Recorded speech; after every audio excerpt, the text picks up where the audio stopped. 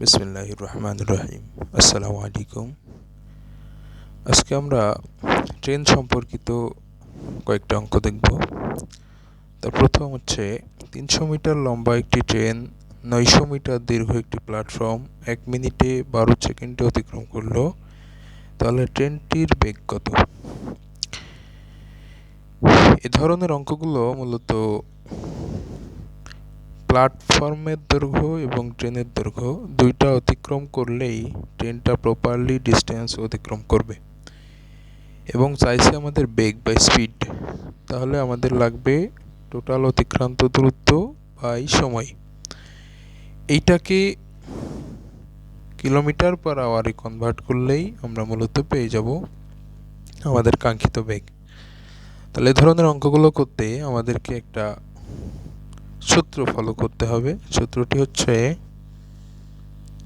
যে স্পিড মানে total speed S সমান লেন্থ অফ ট্রেন মানে ট্রেনের দৈর্ঘ্য প্লাস লেন্থ অফ প্ল্যাটফর্মের দৈর্ঘ্য বাই টাইম বা সময় ইন্টু, যেহেতু আমি কিলোমিটার পার আওয়ার বেগে এটা বের করব, তে 18/5 দ্বারা গুণ করলে এটা আমাদের কিলোমিটার পার আওয়ার বেগ হয়ে যাবে।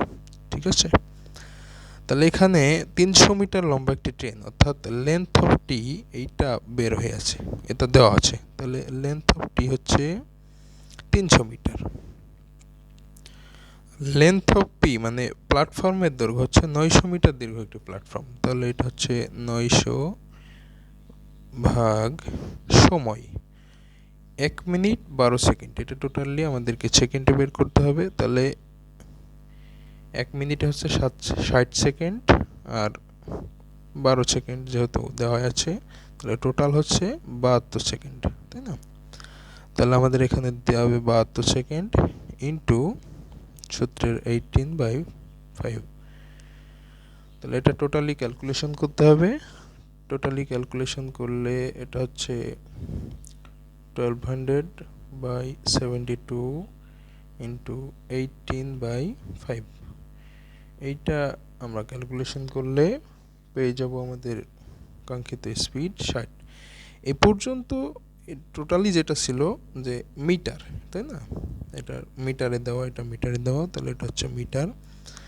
আর এইটা আমরা বের করছিলাম সেকেন্ড, তাহলে হয়েছিল মিটার পার সেকেন্ড, কিন্তু এইটা দ্বারা গুণ করার কারণে আমরা যে মানটা পাবো সেটা হচ্ছে কিলোমিটার পার সেকেন্ডে, সরি মিনিটে, কিলোমিটার পার আওয়ারে।